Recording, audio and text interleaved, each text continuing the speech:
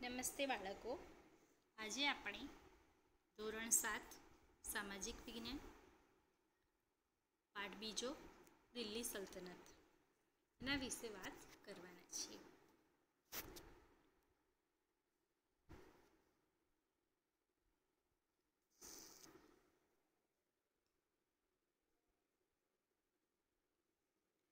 દિલ્હી સલ્તનત આ પાઠ આપણે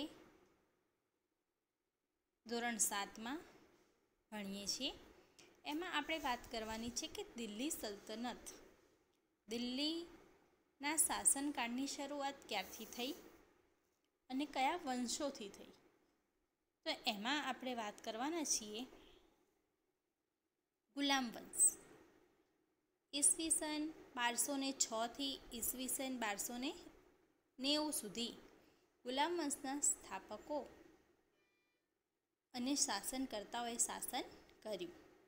એમાં સૌથી પહેલો ગુલામ વંશનો શાસક હતો શિહાબુદ્દીન ઘોરી, ત્યારબાદ કુતબુદ્દીન એબક, ત્યારબાદ એનો જમાઈ ઇલ્તુત્મિશ, ત્યારબાદ ઇલ્તુત્મિશની પુત્રી રઝિયા સુલતાના, ત્યારબાદ તેનો પુત્ર નાસિરુદ્દીન અને છેલ્લે બલબન નામના શાસકે ગુલામ વંશમાં શાસન કરેલું છે. આમાં સૌથી શક્તિશાળી શાસક કુતબુદ્દીન એબક હતા અને પ્રથમ મહિલા સુલતાન એ રઝિયા સુલતાના હતી. ઇલ્તુત્મિશની પુત્રી બધા પુત્રો કરતાં ખૂબ જ બાહુશ અને ઉત્તરાધિકારી તરીકે કુશળ હતી, એટલે પુત્રને બદલે સુલતાનાને પોતાની રાજધાની ઇલ્તુત્મિશે સોંપી. પણ ઘણા બધાને નારાજગી હતી. અમીરોને આ સત્તાથી મહિલા સુલતાનાથી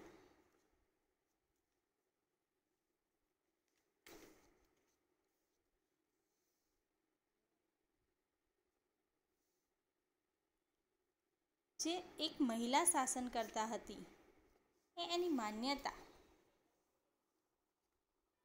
કે ભાઈ સ્ત્રી કોઈ પણ કાળે શાસન ચલાવી શકે નહીં. બધા જ રઝિયા સુલતાનાની વિરોધમાં હતા. અમીરો હતા એમને રઝિયા સુલતાનાને ખૂબ કુશળ, બાહોશ અને શાસન કરવા લાયક હોવા છતાં શાસન કરવા દીધું નહીં. અને એનો ભાઈ ઇલ્તુત્મિશનો પુત્ર નાસિરુદ્દીન એને ગાદી પર બેસાડ્યો. એને 21 વર્ષ સુધી શાસન કર્યું. ત્યારબાદ છેલ્લે બલબન એ દિલ્હીની ગાદી પર આવ્યો અને તેને 22 વર્ષ સુધી શાસન કર્યું. હવે આપણે વાત કરીશું ખલજી વંશની. દિલ્હી સલ્તનત પર ગુલામ વંશો બાદ ખલજી વંશના શાસક આવ્યા. ખલજી વંશના શાસન ઈસવીસન 1290થી ઈસવીસન 1320 સુધી ખલજી વંશના શાસકોએ શાસન કર્યું. એમાં ખલજી વંશનો સ્થાપક જલાલુદ્દીન ખલજી અને ત્યારબાદ અલાઉદ્દીન ખલજી એ શાસન કરવા આવ્યો. જલાલુદ્દીનના 6 વર્ષના શાસનકાળ બાદ દિલ્હીની ગાદીએ મહત્વાકાંક્ષી સુલતાન અલાઉદ્દીન આવ્યો. તેણે ઉત્તર ભારત, ગુજરાત, દક્ષિણ ભારત પર વિજય પ્રાપ્ત કરી અને સામ્રાજ્યનો વિસ્તાર વધારેલો. તેણે સૈન્યના ઘોડા અને સૈનિકોની વિશિષ્ટ ઓળખ માટે દાગ અને ચહેરા જેવી પદ્ધતિની શરૂઆત કરી હતી. આ ઉપરાંત ભાવ નિયમન, બજાર નિયંત્રણ, સંગ્રહખોરી નિયમન જેવા વહીવટી સુધારા પણ આ અલાઉદ્દીને કરેલા. અલાઉદ્દીન ખલજીના શાસન બાદ રાજ્યમાં અંધાધૂંધીનું વાતાવરણ ફેલાઈ ગયું. એટલે કે કુશળ રાજા રાજ કરનાર હતો નહીં અને રાજા વગરની પ્રજા એટલે બ્રેક વગરની ગાડી જેવી હાલત અંધાધૂંધી થવા લાગી. ખલજી વંશના શાસકનો અંત આણી અને દિલ્હીની ગાદી પર તુગલક શાસનની શરૂઆત થઈ અને તુગલક વંશ ઈસવીસન 1320 ઈસવીસન 1414 સુધી ચાલ્યું. એમાં તુગલક વંશનો સ્થાપક ગ્યાસુદ્દીન તુગલક, ત્યારબાદ મુહમ્મદ બિન તુગલક, ત્યારબાદ મહમ્મદ તુગલક અને છેલ્લો શાસક તુગલક વંશનો હતો ફિરોઝ શાહ તુગલક. આપણે વાત કરીએ કે તુગલક વંશમાં ગ્યાસુદ્દીન તુગલક એને ખલજી વંશને અંત આણી અને તુગલક વંશની સ્થાપના કરી. ત્યારબાદ મુહમ્મદ બિન તુગલકે એક પ્રતિભાવંત સુલતાન થયો, જેને તેના સમયમાં કેટલીક યોજનાઓ અમલમાં મૂકી, જેમાં દિલ્હીથી દૌલતાબાદની રાજધાનીનું સ્થળાંતર કર્યું. પહેલાં એની દિલ્હી રાજધાની હતી, પણ તેને સ્થળાંતર કરી અને દૌલતાબાદ લઈ ગયો. પ્રતિક મુદ્રા પ્રયોગ વગેરે જેવી યોજનાઓનો સમાવેશ તેણે કરેલો, પરંતુ મોટાભાગની યોજનાઓમાં વ્યવહારિકતાનો અભાવ તેમજ તબક્કાવાર અને આયોજનબદ્ધ અમલીકરણના અભાવના કારણે તેની ઘણી બધી યોજનાઓ નિષ્ફળ ગઈ અને એટલે જ એ રાજાની યોજનાઓને ઇતિહાસમાં તરંગી યોજનાઓ તરીકે ઓળખવામાં આવે છે. તરંગી યોજના એટલે કે યોજનાઓ મૂકવામાં આવી પણ આયોજન વગર એનો પૂરેપૂરો બધાને લાભ મળ્યો નહીં. એટલે તરંગી, જેમ સપનાઓની યોજનાઓ હોય તેવું લાગતું હતું, એટલે એને તરંગી યોજનાઓ તરીકે ઓળખવામાં આવી. મુહમ્મદ તુગલકના સમયમાં આફ્રિકન મુસાફર ઇબ્ન બતુતા એ ભારતની મુલાકાતે આવેલા. મુહમ્મદ તુગલકના સમયમાં મુહમ્મદ તુગલક બાદ તેનો પિતરાઈ ભાઈ ફિરોઝ શાહ તુગલક ગાદીએ આવ્યો.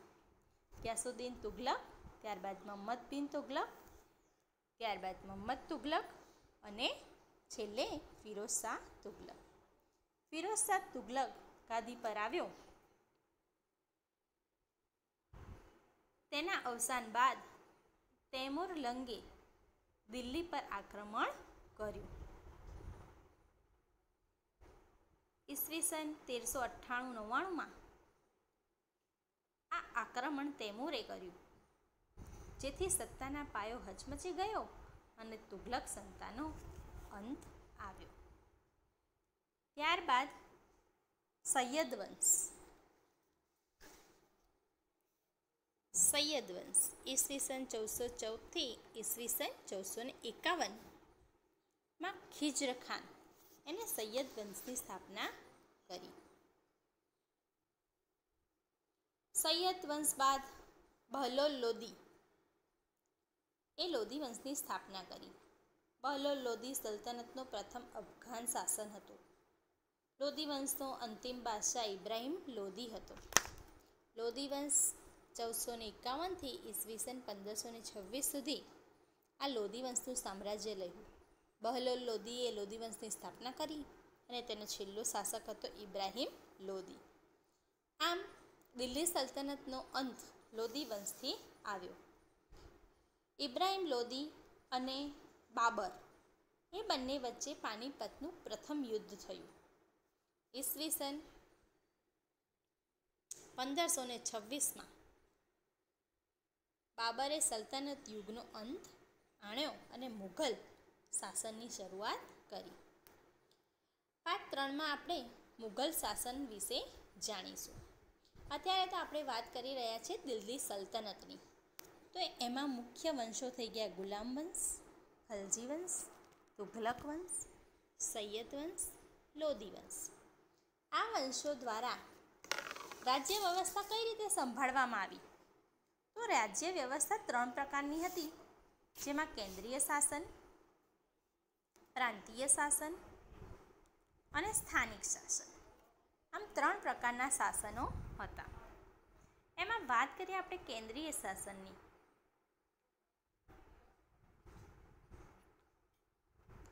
તો જ્યારે ઈસવીસન 13મી સદી ચાલતી હતી ત્યારે સ્થપાયેલા દિલ્હી સલ્તનતમાં રાજ્ય શાસન વ્યવસ્થાની દ્રષ્ટિએ વિશિષ્ટ હતું. દિલ્હી સલ્તનતમાં કેન્દ્ર સ્થાને સુલતાન હતો.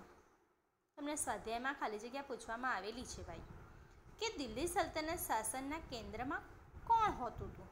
તો ભાઈ સુલતાન હતા.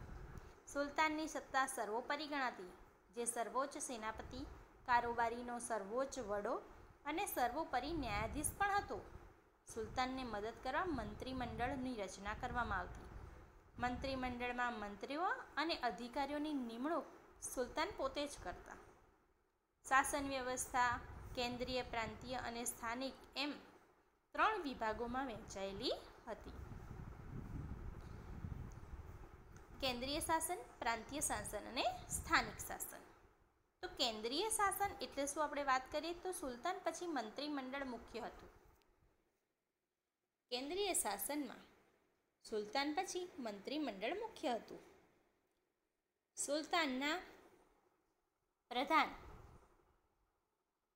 મંત્રી વજીર કહેવાતા, જે વહીવટી તંત્રનો વડો હતો. આ ઉપરાંત મંત્રીમંડળમાં સેના વિભાગ, પત્ર વિભાગ, ધર્મ વિભાગ, વિદેશ વિભાગ, ગુપ્તચર વિભાગ વગેરે વિભાગોનો સમાવેશ થતો. આમ થોડા ઘણા અંશે આધુનિક મંત્રીમંડળ જેવી વ્યવસ્થા તે સમયે જોવા મળતી. આધુનિક એટલે કે અત્યારની આપણી જે શાસન વ્યવસ્થા, રાજ્ય વ્યવસ્થા છે તે. તો કેન્દ્ર સ્થાને સુલતાન રહેતો અને સુલતાન જ મંત્રીઓની નિમણૂક કરતો. પછી આવે છે પ્રાંતીય શાસન. પ્રાંતીય શાસનમાં સલ્તનત કાળમાં પ્રાંતને જાગીરમાં વહેંચવામાં આવતો, જેને ઇક્તા કહેવામાં આવતું. ઇક્તાનો વડો ઇક્તેદાર કે મુક્તિ કહેવાતો, જે પ્રાંતની કારોબારી અને ન્યાયનો વડો હતો. તેનું કાર્ય જમીન મહેસૂલ એકત્ર કરવાનું અને સુલતાનને જરૂર પડે ત્યાં લશ્કરી મદદ કરવાનું હતું. જોકે અલાઉદ્દીન ખિલજી અને મુહમ્મદ તુગલકના સમયમાં કેન્દ્રીય સેનાને મહત્ત્વ આપી અને ઇક્તેદારો પર નિયંત્રણ સ્થાપવામાં આવેલું. એટલે કે એમની જેટલી સત્તા હતી એ ધીમે ધીમે મુઘલ કાળમાં, આ તુગલક કાળમાં અને ખલજી વંશમાં એમની સત્તામાં થોડું થોડું નિયંત્રણ રાખવામાં આવ્યું હતું. પછી આવે છે સ્થાનિક શાસન. જેમ અત્યારે આપણે હોય છે સ્થાનિક શાસનમાં ગ્રામ પંચાયત, પ્રાંતીય શાસનમાં રાજ્ય સરકાર અને કેન્દ્રીય શાસનમાં આપણા સંઘ સરકાર, એવી રીતની વહેંચણી તે સમયમાં પણ જોવા મળે છે. પ્રાંત પછીના એકમને જિલ્લા અને તાલુકામાં વહેંચવામાં આવતા, જેને અનુક્રમે શીખ અને પરગણા કહેવાતા. ગામનો વહીવટ મુખી કે મુકદ્દમ કરતો, તેને પરવારી અને કારકુન પણ મદદ કરતા. તો આ એમની રાજ્ય વ્યવસ્થા હતી. આધુનિક રાજ્ય વ્યવસ્થા જેવી જ સલ્તનત કાળમાં પણ રાજ્ય વ્યવસ્થા હતી. તેને વિભાગોમાં વહેંચવામાં આવી હતી, જેથી શાસન સુવ્યવસ્થિત રીતે કરી શકાય. ત્યારબાદ આપણે જોઈએ દિલ્હીના બાંધકામો, જેમ કે કિલ્લાઓ અને અન્ય બાંધકામો. તો સલ્તનત કાળમાં કયા કયા બાંધકામો થયા? તો કિલ્લાઓ, મસ્જિદો, મકબરા, મકાનો, બગીચા, દરવાજા, મિનારા વગેરે જેવી સ્થાપત્ય કલાની કૃતિઓની તે સમયમાં બાંધકામો કરાવવામાં આવેલા. એમાં આપણે વાત કરીએ કુતુબ મિનાર, જે દિલ્હીમાં આવેલો છે અને તેની રચના, બાંધકામની શરૂઆત કુતબુદ્દીન ઐબકે કરાવી હતી. બાંધકામ ચાલતું અનાયાસે કુતબુદ્દીન ઐબક બીમાર પડ્યા અને મૃત્યુ પામ્યા, તો તેને ઇલ્તુત્મિશે પૂર્ણ કરાવેલો. કુતુબ મિનારનો જીર્ણોદ્ધાર કુતબુદ્દીન ઐબકે તેને બંધાવ્યો ગુલામ વંશમાં. ત્યારબાદ જ્યારે તુગલક વંશ અને લોધી વંશ આવ્યો ત્યારે તેનો જીર્ણોદ્ધાર કરવાની જરૂર પડી. તેને ફરીથી સારી રીતે રંગરોગાણ કરી અને એનો જીર્ણોદ્ધાર એ ફિરોઝ શાહ તુગલક અને સિકંદર લોધીએ કરાવ્યો. ઢાઈ દિન કા ઝોપડા કુતબુદ્દીન એબકે બંધાવડાવ્યું હતું. હોજે સમ્મી દરગાહ અને જુમ્મા મસ્જિદ ઇલ્તુત્મિશે બંધાવ્યા હતા. અલાઈ દરવાજા, શ્રીનગર અને હોર્જે ખાસ એ અલાઉદ્દીન ખલજીએ બંધાવ્યા હતા. તુઘલકાબાદ, ફિરોજાબાદ, હિસ્સાર, જૌનપુર, ફિરોઝપુર, ફતેહાબાદ આ બધી જ નગરોની રચના તુઘલક વંશના શાસકોએ કરાવેલી.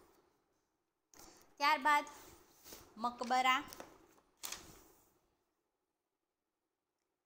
બુંદેલખંડનો ગુંબજ, બડા ગુંબજ, મોઢની મસ્જિદ અને સિહાબુદ્દીનનો મકબરો એ સૈયદ અને લોદી વંશના શાસકોએ કરાવેલા.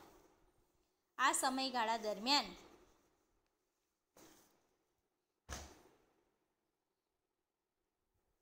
ઘણા બધા બાંધકામો થયા.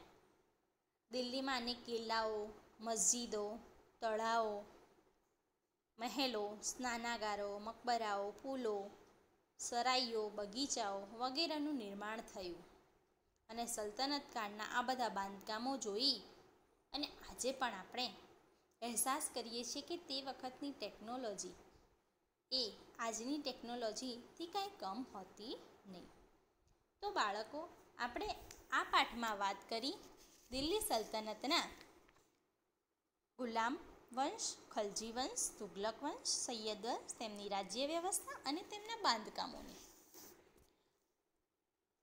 અગાઉના સેશનમાં આપણે વિજયનગર સામ્રાજ્ય, બહમનીનું રાજ્ય, દિલ્હી સલ્તનત શાસનનો અંત વિશે વાત કરીશું અને સ્વાધ્યાયના પ્રશ્નો પણ સમજીશું.